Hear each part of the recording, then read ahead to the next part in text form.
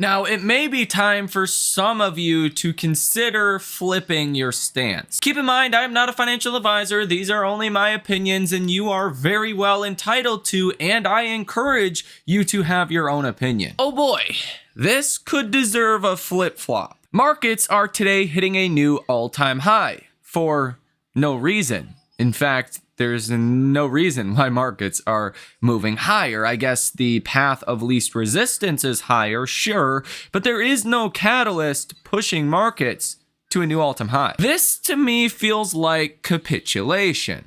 Okay, now a lot of people understand capitulation.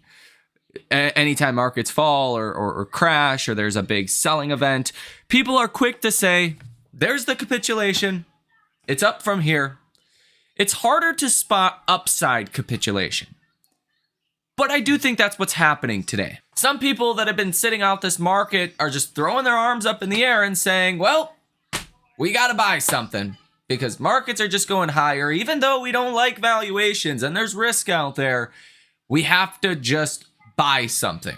And I think that's a lot of the price action that you're seeing today in markets, fueling, again, this new all-time high. Because let's just be honest, we actually had bad news today, which, yeah, it's not reflected in the markets. So you might not even know about it. As Walter Bloomberg writes on X, US MBA mortgage applications came in at negative 5.1% versus last week's negative 1.3%. And he actually puts wow in parentheses here. He's kind of shocked that this number was so bad, which I do believe over the next coming months, this is a massive problem. As I've explained here on this channel, really from January, February, March of 2022, you had about 350,000 homes listed on markets. And that's what really helped drive prices higher during this period because there was quite a bit of demand. The mortgage purchase index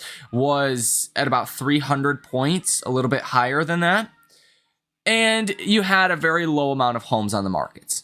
Well, as of the number we just got out today, there is 940,000, almost 941,000 homes listed actively on US markets. That is up from 909,000 homes last month. So you are up 300% since 2022 in the amount of homes listed on the markets. But yet, the mortgage index is at 125 points, down from 300, where it was in January of 2022. So mortgage demand is down roughly 60%, but supply is up 300%. What will that start to do? Simple Econ 101 would say if there's more supply, less demand, pricing comes down. And yes, I understand I'm early to this. Real estate doesn't move fast. It could take months for prices to come down in any kind of meaningful way, and I expect it will. But this is a problem worth acknowledging today because we want to see real estate start moving. We want to start seeing the quantity of homes being bought and sold start to rise. I think one of the worst things that could happen right now to this economy, minus an oil shock event, would be home prices that start to materially go down in value. Because much the same way as if gas goes up at the pump, it psychologically affects people's spending behaviors. It changes the way people shop at Walmart or Amazon or, how often they shop, things of that nature. So it's equally as important what happens at the pump if, let's say, oil were to spike via some Middle East drama, as it is for people's spending habits away from the pump. It has a huge psychological impact on how people spend money. Much the same way is true with home prices. As people's home prices values go up, people tend to spend more money. If home prices go down, people tend to spend less money. Well, based on the current economics that we're seeing in the housing market, it looks like it's only a matter of time before home prices start to come down. And outside of really an oil spike or a gas spike at the pumps, this is like the worst thing that could happen right now. As I've even explained to you guys in prior videos, I think the one upside surprise to economic activity would be people able to sell their homes. If homes start to move, if the velocity of home sales starts to pick up, then a lot of people are going to capture that equity from their home and wake up with $200,000 in the bank. And that's going to spur some spending behavior. Now, Liz Ann Saunders on X is reporting that revolving consumer credit contracted by $1.4 billion in August, the largest drop since March of 2021, and the second drop in the past few months. So this actually implies some slower spending habits from people in the U.S. economy. It suggests that people are maybe a little bit on the defensive side. Maybe there's some more savings that is starting to, occur. Maybe there's less spending that is occurring, especially on debt. This is not typically the greatest sign for an economy. As you can see, even going back to 2017, 2018, very rarely do you get a decrease in the revolving credit. U.S. equity futures printed a new all-time high. Lance Roberts says literally, quote, "Everyone is in the boat." And you are well above 2 standard deviations higher than historical norms. But I guess that's really not any different. You've kind of been above 2 standard deviations here for the vast majority of 2024. Now, Liz Ann Saunders on X explains that CapEx plans, the component in the NFIB Small Business Survey, deteriorated sharply in September, back to hovering near a cycle low. So CapEx is capital expenditures. This could be, upgrading facilities. This could be, buying NVIDIA chips. This could be anything that has to do with really reinvesting back into the business. That does not look good. You're almost down to the lowest levels since the COVID, Roni drop, okay? When you hit down here at about 17 points or so, you're at 19 now. This is down from 2018 levels of about 33 points. I mean, the 08-09 recession, you hit a low of about 13 points. So you're starting to really contract here. Now, Mark Spitznagel said, he's the co-founder and chief investment officer at the hedge fund Universa Investments. He says, quote, "We're in black swan territory now, and diversified portfolios are a big lie." Now, heading into Q3 earnings, EPS estimates are actually starting to be cut by quite a bit for 2024 as well as 2025. 2024 EPS estimates did take a sharp move lower here in just the last 2 weeks or so heading into Q3 earnings. 2025 has also seen a sharp reduction in earnings estimates as well, especially in the last couple of weeks. Now, the historical average is down here. So normally you start off a year really strong and then earnings estimates just get cut throughout the year. Excluding COVID, great financial crisis, and the Y2K drama, this is really the average here where you kind of go down until about midway through the year and then you start to rise into year end with a little bit of volatility there in the last couple of months of the year. Well, you're not really rising like you normally do. In fact, 2024 EPS has actually started to fall at the time in which you normally seasonally start to rise. This is a divergence that is not exactly comforting. Bank of America just trimmed their 2024 earnings estimate on the S&P to $243 per share from $250 per share. They say although 2025 consensus EPS of 15% growth may seem high, real sales growth of just up 2.5%, excluding Mag 7 against an easy comp of up 0.6% in 2024, isn't overly optimistic. Now, I will tell you, no matter what kind of year you're in, 15% year-over-year EPS growth is a lot. Those are pretty high expectations. So again, I really don't think the main concern you should have if you're investing in this market is whether or not we go into an actual recession. Like, I don't even think that is really what we should be talking about right now. Of course, is there the time and place for that? Yes. But I think the question is, are we just priced for just too much good news? We don't need to go into a recession to be mispriced. If earnings growth next year is 6% or 7%, then we're mispriced by a lot.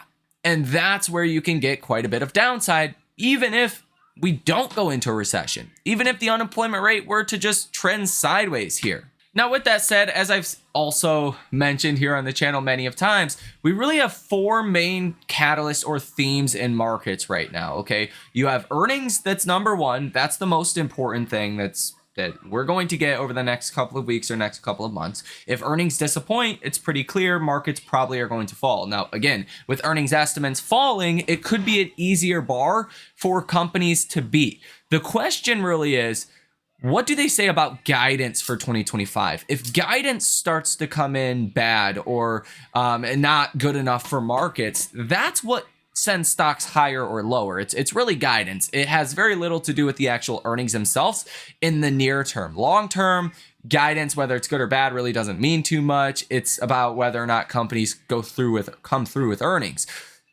But in the near term, it's all about guidance and forward expectation. So that's the main catalyst. Number two is economic data. Number three is geopolitical tensions, this drama in the Middle East, whether or not that affects oil markets. And number four is the election. All of these can be both positive or negative catalysts for the markets. I think the hard part about right now is you've kind of already priced in the most optimistic case for all of these catalysts. Right? People are not really concerned about any of these things. Now, over on the CNN Fear and Greed Index, we're currently sitting at 73. Yesterday's close was at 71, so markets are getting a little bit more greedy today, and that would make sense since we are at a new all-time high. At the same time, you are continuing to get this bearish divergence, especially if you're looking at the monthly chart for the S&P 500, which typically when you get above 70, you tend to get some downside anyways. Now, keep in mind, each of these candles is a month, but this divergence really is